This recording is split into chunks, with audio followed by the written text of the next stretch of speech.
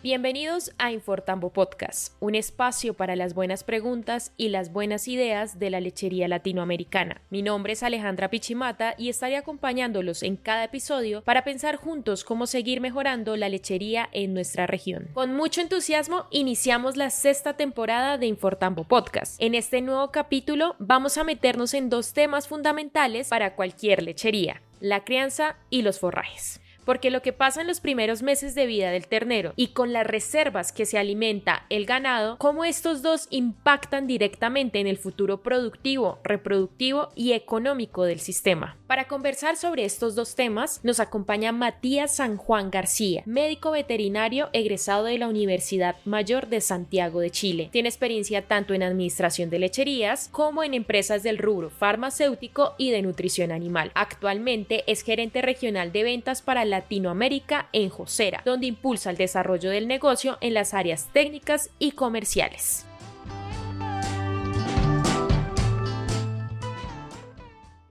Bueno, Matías, muchas gracias por aceptar esta invitación a Infortambo Podcast. Nos alegra bastante que estés acá compartiendo este espacio con nosotros. Y bueno, arranquemos por el principio. Son dos temas que, si bien son diferentes, están muy relacionados en conjunto y los está manejando Josera en Latinoamérica. Y por eso quisiera saber, con esta primera pregunta, ¿qué errores ves más seguido en la crianza de terneros en Latinoamérica en general y cómo los podemos evitar? Bueno, la crianza de terneros, en realidad, lo que he visto yo en Latinoamérica es que tenemos una variedad, más que errores, una variedad de formas de criar terneros. Creo que el primer error que se comete es no dar la importancia a la crianza como se debería. La crianza de terneras hay que entenderla como un proceso, bueno, todas las áreas, en realidad todas las etapas que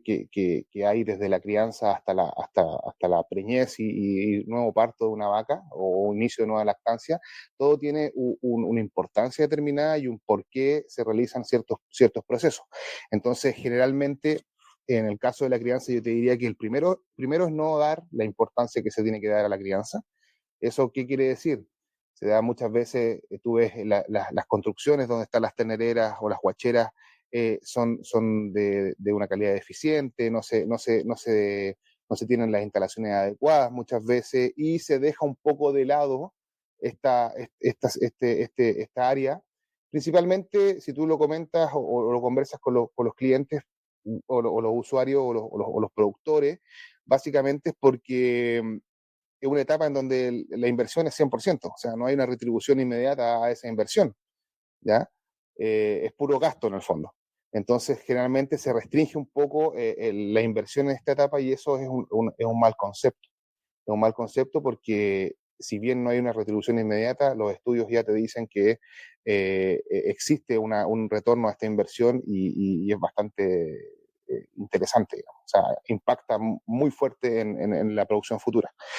Esa es la primera parte. Y ya hablando de cosas más técnicas o de proceso, yo te diría que los errores más comunes son, uno, la elección de la alimentación líquida en donde van a ellos, lo que van a utilizar, digamos, la crianza. ¿Y a qué me refiero con la elección? Me refiero a que existe una infinidad de marcas, en cuanto si hablamos de sustitutos lácteos, hablamos de infinidad de marcas diferentes y de distintos tipos de calidades, y no solo calidades, sino que también existen diferentes tipos o existen productos que están diseñados para ciertas etapas, ¿ya? Hay productos que son mucho más lógico utilizarlos en las etapas tempranas y hay otros que son más lógicos ocuparlos en las etapas tardías de la crianza. Entonces ahí también se cometen muchos errores, también en la preparación de estos productos también que tienen un requerimiento especial de temperatura, de mezclado, de disolución también, que es importante, que claramente eso si lo realizamos mal le va a afectar al ternero y principalmente con el signo más importante son las diarreas de los primeros 15, 20 días, que son realmente las más perjudiciales. Ya hablando un poquito del tema de forrajes, todo el mundo quiere calidad, pero gustaría que desde tu experiencia, ¿por dónde se puede empezar para asegurarse esa buena calidad de ensilaje y no perder ese valor nutritivo, digamos, en ese camino, ¿no? Bueno, sin duda, el ensilaje, ya sea digamos, de pradera o de pasto o ryegrass, lo que tú quieras, el ensilaje y el ensilaje de maíz, sin duda debe ser la base de todo sistema nutricional de una lechería, ¿ya? Porque claramente es la unidad de forraje o de alimentación mucho más económica que se pueda tener y, como tú bien mencionas, y a lo que va la pregunta es donde más nosotros también podríamos controlar la calidad de esa base forrajera. ¿Dónde parte la calidad de estos ensilajes? Y parte desde básicamente la preparación de suelo, de donde tú realices digamos, la siembra, para el caso del maíz y también para el caso de lo que es forraje verde o pradera. Parte desde eso, la nutrición vegetal es muy importante, en donde obviamente nosotros no, yo como veterinario no nos metemos mucho, pero sí nos apoyamos mucho con la parte agronómica, con agrónomos, en donde ellos son los que realmente saben cómo poder manejar estas praderas o manejar esto en cuanto a la nutrición vegetal. Eso es clave, o sea, parte de ahí, parte de la siembra, de la elección de la semilla también, de la siembra de la semilla, de cómo preparar el suelo, de cómo nutrir esa planta. Y después otro proceso importante es obviamente la cosecha. Ya cuando nos metemos a lo que es la elaboración del ensilaje como tal, nosotros tenemos el primer paso más importante, es la elección correcta del punto de cosecha, ¿ya? Tenemos un punto de cosecha determinado, por ejemplo, para el maíz. En cuanto a materia seca, debemos estar entre los 35, 36 promedio de materia seca. Eso nos va a asegurar, digamos, una óptima digestibilidad de la planta, digamos, del picado y también de los almidones, que es muy importante, que es lo que buscamos prácticamente cuando nosotros queremos hacer un ensilaje de maíz, buscamos energía. ¿Y quién es el tipo de energía? En forma de almidones.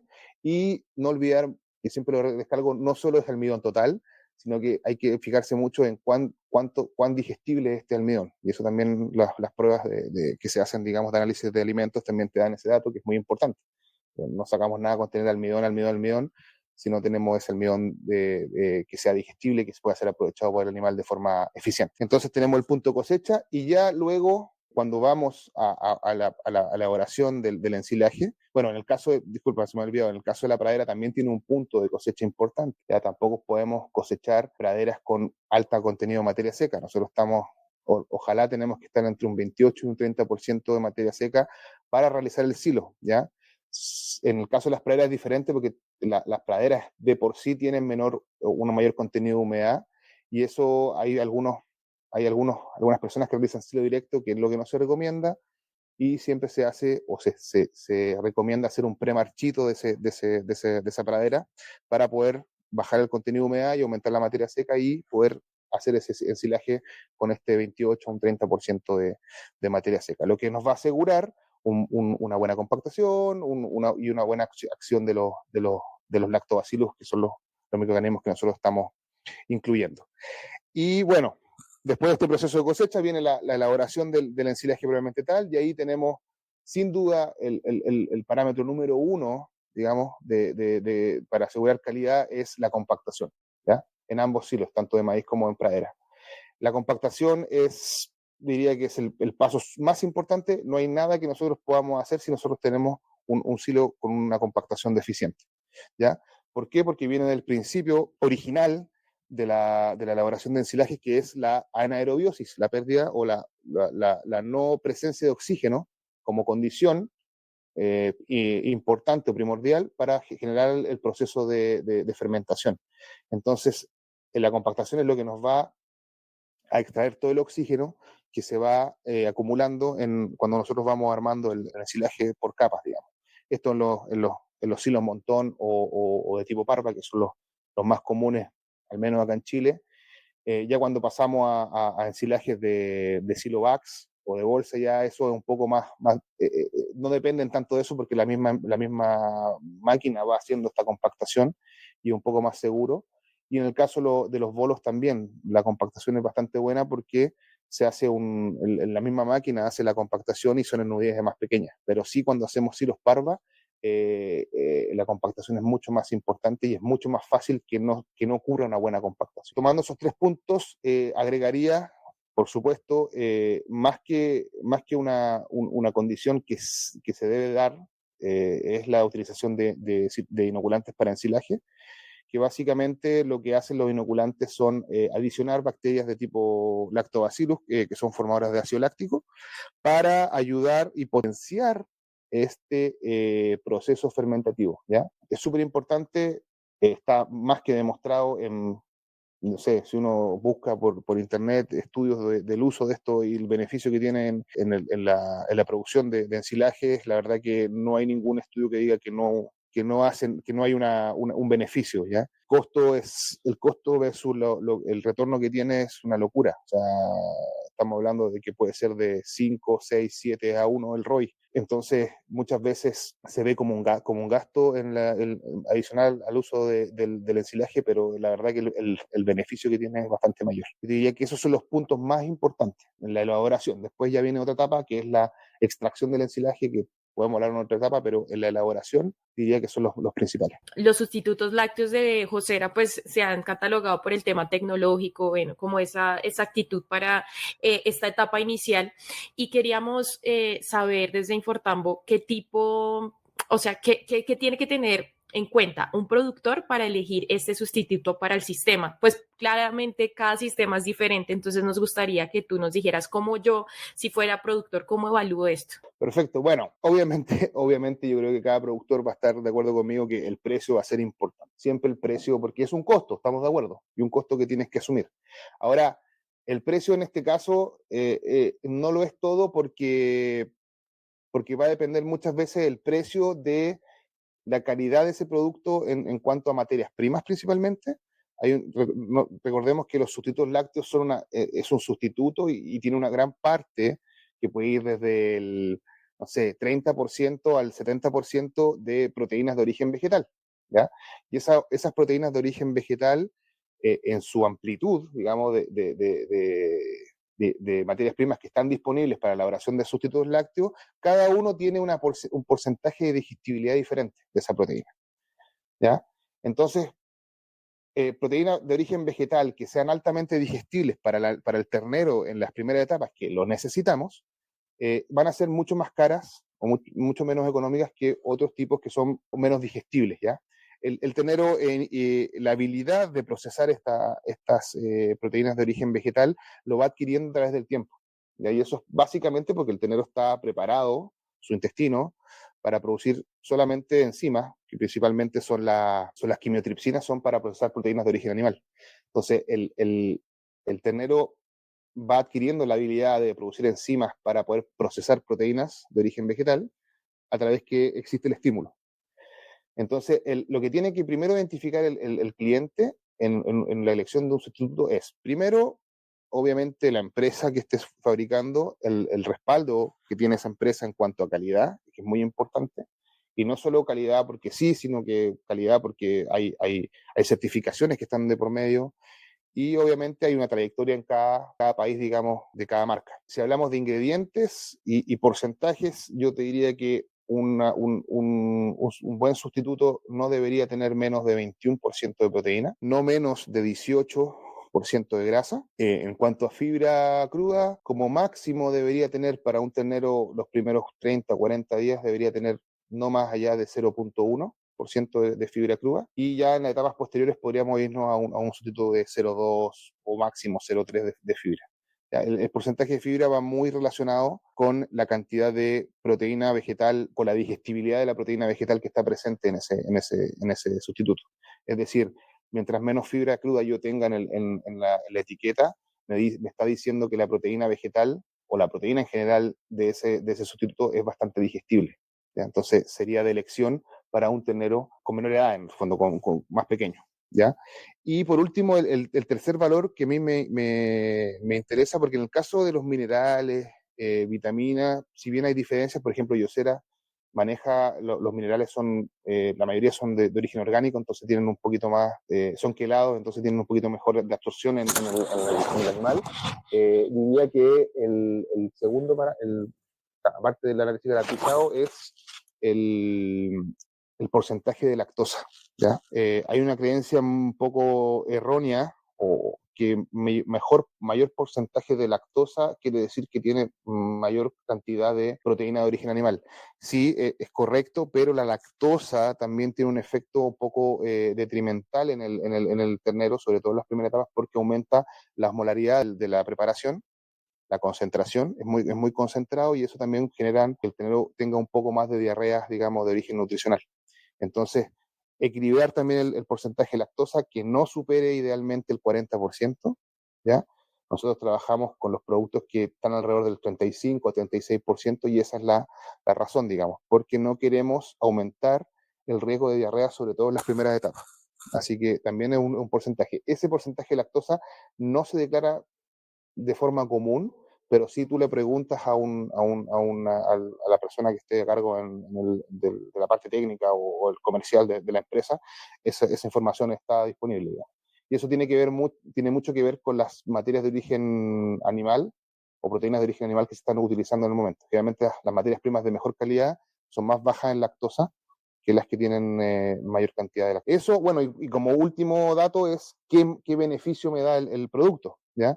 Porque hay productos que son estándares y hay productos que son estándar y tienen de repente algunos aditivos especiales. Por ejemplo, nosotros trabajamos una línea que tiene betacarotenos, que son bastante diferentes, no hay ninguno que tenga ese tipo de productos, que son precursores de vitamina A.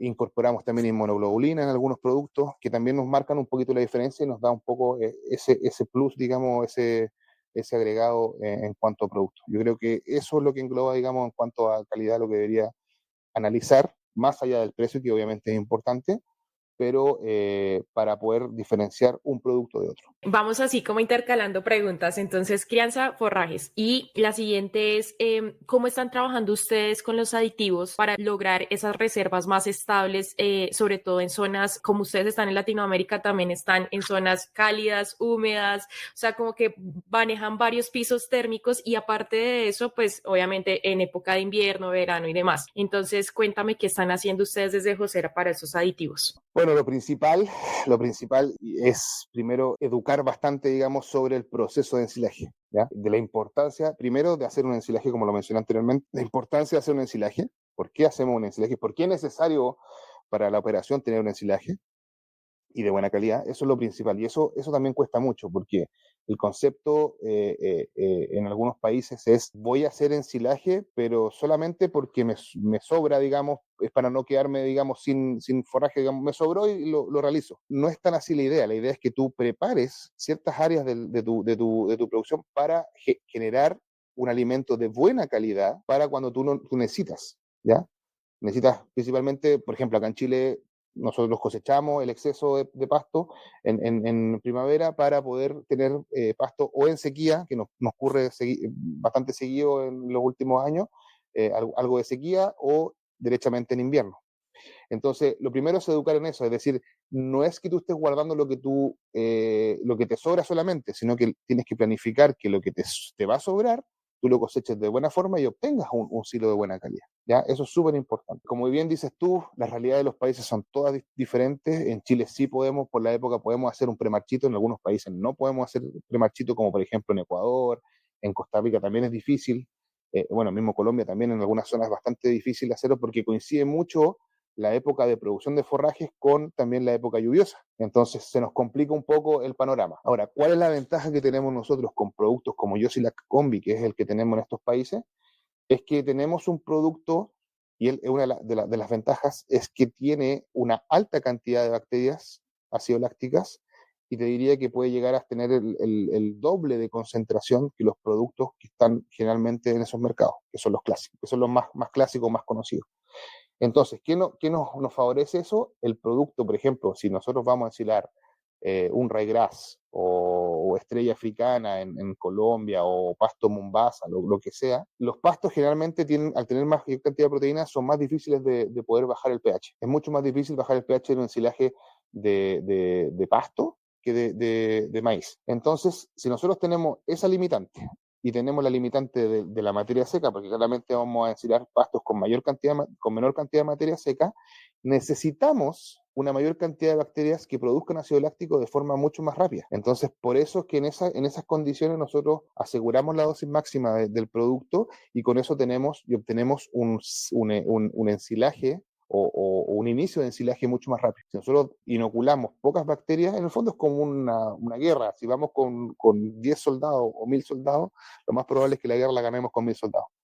Entonces, ese es un poco el concepto y ese es un poco también el concepto del producto, de los productos Yosera, es determinar que el descenso del pH, y por eso tenemos el efecto turbo, sea lo más rápido posible. Y eso se logra con esta gran concentración de bacterias ácido lácticas, ya sea heterofermentativas y homofermentativas, que es lo que tiene como oferta Yosilas Combi. Al inicio tú mencionabas la importancia de la crianza de terneras por el buen inicio o el futuro, mejor dicho, por apostarle a ese futuro. ¿Qué rol juega la nutrición temprana? Ya hemos hablado como mucho de esto, pero ¿qué rol es el más eficiente? ¿Por qué es tan importante la nutrición en esta edad? Perfecto. Bueno, yo creo que está súper ya, y me alegra mucho que se toque mucho el tema del concepto, que yo creo que lo han escuchado a lo mejor en varios podcasts, que es la programación metabólica. Como concepto, creo que es un concepto que deberíamos seguir repitiendo hasta que quede internalizado, porque el efecto que tiene la nutrición en las terneras es, por lejos, un impacto brutal. O sea, los datos que ya se han hecho varios estudios y de hecho se han hecho estudios a corto plazo y a largo plazo, los efectos que tiene en la producción, el impacto de la producción de la ternera a una vaca productora es brutal. El concepto habla de que por cada gramo que nosotros aumentamos de ganancia de peso en la crianza, nosotros tenemos un aumento de 5 litros promedio en la primera lactancia de esa vaca.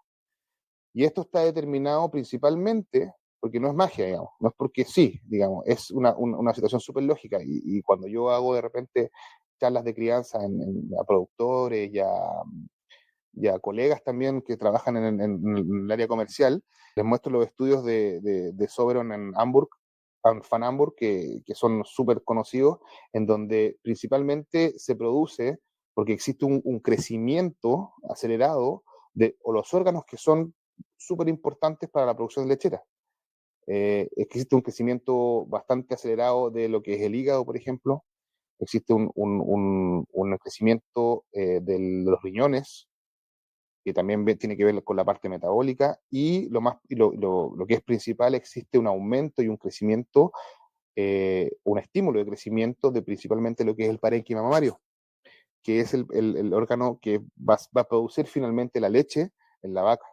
Entonces, la nutrición está le impacta derechamente, y no solo la nutrición en el ternero, ojo, que después, si vamos un poco más atrás, tenemos la famosa epigenética, que también, el útero de la madre, también, por eso es que el preparto es muy importante, porque también en ese proceso de gestación, también se empiezan a formar células que son muy importantes o tejidos que son muy importantes para después tener la producción lechera. O sea, el impacto por eso yo hablo que la crianza no es un gasto, sino que es totalmente una inversión. O sea, estamos hablando que la diferencia en promedio, si nosotros hacemos un metaanálisis de los estudios que hay en este sentido, vemos que 200 gramos de diferencia o 300 gramos de diferencia de ganancia de peso pueden significar 700 o 800 litros más en la primera lactancia. O sea, si uno saca la cuenta, no hay nada que pueda, digamos, superar a esa ganancia. Así que es muy importante. Genial, Matías. Y ya como para cerrar, esto es más situacional. Si tuvieras que resumir en una frase lo que propone Josera en la región, ¿cuál sería el mensaje para los productores que nos escuchan hoy? Uy, una frase difícil, pero va a ser una oración, pero con varias frases. Yosera es tecnología, calidad e innovación, ¿ya? Eso es lo que yo menciono con Yosera, y la verdad que estamos muy satisfechos con los resultados, con la recepción que hemos tenido en los países donde la verdad que ha sido un camino un poco largo, pero hemos estado entrando en países y la recepción de los productores ha sido bastante positiva, porque aquí tienes que pelear con marcas que llevan muchos años dentro del mercado, pero se reconoce. Si tú, de hecho, salimos hace poco por la DLG, que es la Sociedad Alemana de Agricultura. Yosera salió la tercera marca más conocida y más reconocida por los agricultores alemanes ¿ya? Eso es un orgullo para nosotros dentro de las marcas, el ítem de alimentos para animales, digamos, para animales de ganado. Y eso nos tiene muy orgullosos porque es algo que nosotros venimos siempre impulsando y diciendo, es la marca de los ganaderos y es por algo, digamos, porque les da confianza. Perfecto, bueno Matías, espero poder tenerte en un próximo episodio de Infortambo Podcast. Muchas gracias por tu conocimiento, creo que nos quedaron bastantes conceptos claros. Espero verte muy pronto en otro episodio, como dije. Muchas gracias a ustedes por la invitación. Un abrazo. A todos nuestros oyentes, muchas gracias por llegar hasta aquí. El episodio de hoy fue auspiciado por Josera. Los invitamos a que nos sigan en nuestras redes sociales, en Instagram, Facebook y LinkedIn. Nos encuentran como Infortambo Chile e Infortambo Andina, para mantenerse actualizados con los últimos lanzamientos y también nos puedan dejar preguntas que les gustaría que hagamos en este espacio. Hasta la próxima.